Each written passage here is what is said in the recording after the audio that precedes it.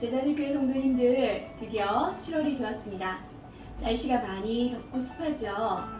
그럼에도 여호와 샬롬, 하나님의 평강을 누리는 우리 모두가 되기를 축복합니다. 이제부터 우리는 예레미야서를 묵상하게 됩니다. 다소 길고 무거운 내용들이 있지만 우리 힘을 내어 끝까지 예레미야서 말씀을 붙잡음으로 말씀 속에서 함께 하시는 하나님의 은혜를 누리게 되시기를 축복합니다. 예레미야서는 hil기야의 아들 예레미야가 서기관 바룩에게 예레미야가 하나님으로부터 받은 예언의 말씀을 받아 적게 해서 기록한 선지서입니다. 선지자 예레미야의 이름을 그대로 책의 이름으로 부르고 있습니다. 하나님께서 세우시다, 하나님께서 높이시다라는 뜻의 이름을 가진 이 예레미야를 향해 눈물의 선지자라고 부르는데요. 버넌 맥이라는 목사님은 하나님께서는 심판의 가혹한 메시지를 전하기 위하여 어머니의 마음과 떨리는 목소리, 또 눈에 눈물이 가득 고인 예레미야를 선택하셨다고 말합니다. 그만큼 예레미야는 유다가 멸망하기 바로 직전에 가장 어둡고 가장 암울한 시기에 하나님께 부름을 받아 자기 백성을 돌이키도록 하나님의 마음을 전하지만 끝내는 돌이키지 않는 유다 백성이 하나님의 심판을 받게 되는 상황을 지켜보며 하나님의 마음으로 아파했기 때문입니다. 그래서 예레미야를 가리켜 눈물의 선지자다라고 부르고 있는 것이죠.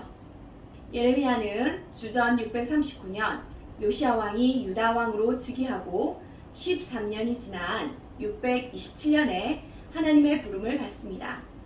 그래서 유다가 아수르와 애굽으로부터 협박을 당한 주전 627년부터 605년까지 하나님의 말씀을 전하는 예언 사역을 감당합니다. 그리고 유다가 바벨론에게 공격당하고 포로로 잡혀가던 주전 605년부터 586년까지 유다의 심판을 외쳤는데요. 유다가 멸망당한 후 예레미야는 주전 586년부터 580년까지 예루살렘과 애굽에서 계속해서 사역을 감당하게 됩니다. 총 52장으로 이루어진 예레미야서는 주전 627년에서 주전 580년까지의 약 50년간에 일어난 일을 기억하고 있는데요. 그러나 예레미야서의 전체 진행 순서는 시간적, 연대적 순서를 따르지 않습니다. 1장에서 6장까지는 요시야 왕, 7장에서 20장까지는 여호야김 왕, 22장 10절에서 12절은 여호아하스 왕, 또 22장에서 23장은 여호야긴 왕, 이런 식으로 왕들의 이야기들이 뒤섞여 있기 때문에 예레미야서는 유다의 어느 왕의 이야기인가를 염두에 두고 보시는 게 읽으시고 묵상하는 데 도움이 됩니다. 전체 52장으로 이루어진 예레미야서는 제일 첫 장인 1장과 마지막 장인 52장의 서론과 결론을 제외하고 크게 두 부분으로 나눌 수 있는데요.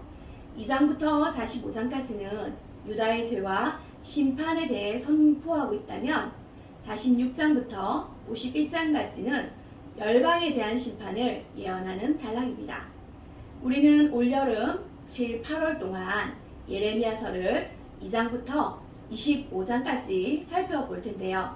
오늘은 이 중에서도 1장 서론 부분과 2장에서 6장까지의 내용만 한번 살펴보도록 하겠습니다.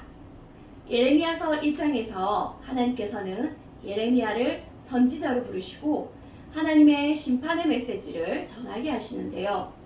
예레미야는 자신이 아이라서 말할 줄 모른다고 부르심을 거부합니다. 학자들은 이때의 예레미야의 나이가 13살 정도 되었다고 추정하기도 하고 어쨌든 20세 이전의 나이였다고 이야기합니다. 그러니 예레미야의 입장에서는 하나님의 선지자로 세웠다는 부르심에 열정적으로 반응하기는 쉽지 않았을 것 같습니다. 이렇게 자신 없어하는 예레미야에게 하나님께서는 살구나무 환상을 통해 확신을 주시는데요. 우리말로 살구나무로 번역된 말은 원래 아몬드 나무입니다. 아몬드 나무는 성경에 딱 4번 등장하는데요. 아론의 쌍난 지팡이가 이 살구나무, 즉 아몬드 나무이고, 야곱이 양식을 구하려고 아들들을 애굽에 보낼 때 선물로 보낸 감복숭아도 바로 이 아몬드 나무입니다. 번역 당시 우리나라에 아몬드 나무가 없다 보니 가장 유사한 것이라 생각해서 살구나무라고 번역했는데요. 하나님께서는 이 살구나무 환상을 통해 말씀하시려는 것이 있었습니다. 이 살구나무로 번역된 11절의 히브리어는 샤케드라는 말입니다. 이 단어는 12절에서 내가 내 말을 지켜라고 할 때 이 지켜에 해당하는 단어 쇼케드와 발음이 비슷합니다. 하나님께서는 발음이 비슷한 샤케드라는 살구나무 환상을 통해서 반드시 하나님의 말씀을 이루게 하시겠다는 확신을 예레미야에게 주시면서 그를 부르고 계시는 것입니다. 유다의 죄와 심판에 대해 예언한 2장부터 45장까지는 크게 4부분으로 나뉘는데요. 이번 묵상에서 우리는 유다에 관해 선포된 13가지의 심판 메시지에 대해 묵상하게 됩니다. 예레미야는 첫 번째 설교를 통해 유다의 죄를 지적합니다. 광야에서 하나님을 따랐던 유다가 이제 신랑 되신 하나님을 버리고 들나귀처럼 이 성욕에 헐떡인다고 지적합니다. 또 생수의 근원이신 하나님을 버리고 물을 가두지 못할 터진 웅덩이를 스스로 파서 하나님을 떠났다고 유다의 죄를 고발합니다. 뿐만 아니라 북이스라엘이 하나님을 떠나 우상 숭배하는 음행을 저지름으로 하나님께서 그들을 심판하신 것을 예로 들어서 유다가 하나님을 떠난 죄를 영적 간음이다라고 지적하며 그들의 죄를 경고하고 있습니다. 예레미야는 두 번째 설교를 통해 유다에게 마음의 악을 씻으라고 회개를 촉구합니다. 그리고 그들이 회개해야 할 죄를 지적하는데요. 하나님을 저버리고 거짓 신들에게 맹세한 것, 부와 권력을 가진 사악한 사람들이 가난한 자를 착취하고 고아와 가난한 자를 도와주는 것을 거절한 것, 예언자들이 거짓 예언을 하고 제사장들은 권위로 그들을 지배한 것 등을 언급하면서 유다가 하나님 앞에서 수치심을 느끼지 못할 정도로 사회 전체가 타락했음을 지적합니다. 예레미야서는 이렇듯 죄에 대해서 적나라하게 지적합니다. 그러나 죄를 지적하는 것으로 그치지 않습니다. 죄를 지적함은 그 죄를 완전히 뿌리 뽑고 죄 위에 세워진 헛된 것들을 다 넘어뜨려서 새로운 하나님 나라의 질서를 세우려는 하나님의 뜻이 있기 때문입니다. 바라기는 예레미야서 묵상을 통해 완전히 죄로부터 벗어나서 하나님의 능력으로 새롭게 세워지는 저와 여러분 되시기를 축복합니다. 함께 기도하시겠습니다.